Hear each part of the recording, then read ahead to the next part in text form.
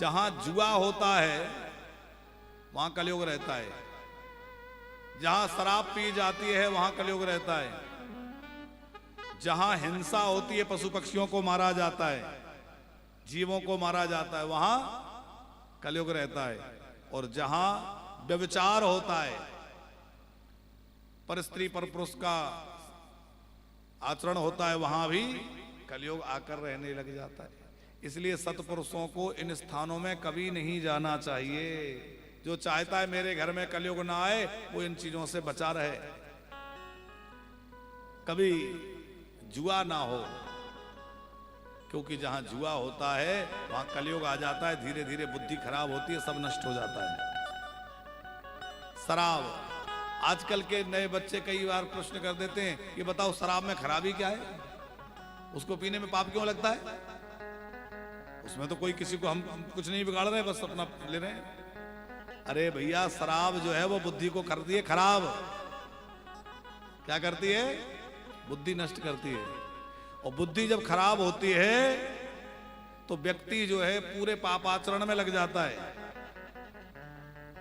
फिर वो उसकी भाषा बदल जाएगी, अनाप शनाप बोलने लगेगा, जो नहीं खाना चाहिए वो खाने लगेगा, जहां नहीं जाना चाहिए वहां जाने लगेगा, और उस मादक पदार्थ को पीने से उसकी बुद्धि नष्ट होगी, तमाम तरह के पापों में लगेगा। इसलिए हमारे यहां कह दिया शराब पीना पाप है। हिंसा जहां होती है वहां तो कलयुग है ही, और जहां व्यभिचार हो, जहां सदाचार नहीं हो, वहां कलयुग रहेगा। हाँ। कलयुग बोला एक आध बढ़िया स्थान मिलता तो महाराज परीक्षित ने उसको स्वर्ण में वास, माने अनीति और अधर्म के द्वारा जो धन आता है। स्वर्ण का मतलब ये नहीं है कि हम लोग भी सोना चांदी थोड़ा बहुत पहनते ही हैं, माताएं आभूषण पहनती हैं। हमें भी एकादशी में किसी ने जी अंगूठी पहना दी कल परसों। एक ये पहले से ऋषिकेश में हमारी माता जी बैठी हैं, उन्होंने पहनवा दी थी, तो भैया राजेश जी ने ये पहना दी। हम तो खरीदते नहीं है और ना पहनते, राजेश मलिक जी, तो उन्होंने पहले वहां ऋषिकेश में पहना दी, और कल परसों एकादशी में किसी ने ये पहना दी। तो भक्त लोग दे जाते हैं, तो हमने कहा चलो ठीक है, और फिर भगवान को अर्पित कर देते। तो इसमें हम समझे स्वर्ण में कलयुग है, तो फिर इसमें भी कलयुग हो जाना चाहिए। इसमें भी कलयुग होगा तो फिर तो गड़बड़ हो जाएगी। कलयुग है अनीति और अधर्म से कमाए हुए धन में।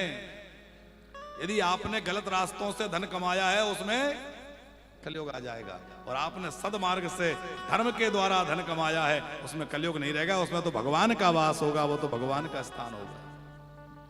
धन से ही तो सेवा होती है। अब आप विचार करो, यहां इतनी सेवाएं चल रही हैं, नित्य प्रति साधु संत आते हैं, उनका भोज भंडारा होता है, तो धन से ही तो होता है। अब धन नहीं होगा तो सेवा कैसे होगी? हमारा धन एक तो सदमार्ग से आए, नीति से धर्म से कमाया हुआ धन हो, और वो अच्छी जगह लगे।